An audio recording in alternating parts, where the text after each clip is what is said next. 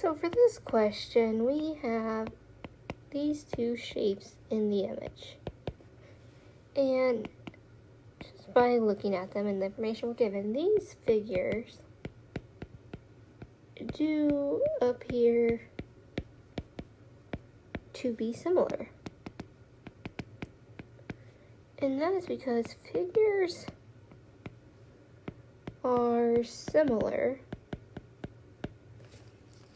if they have the same shape, and for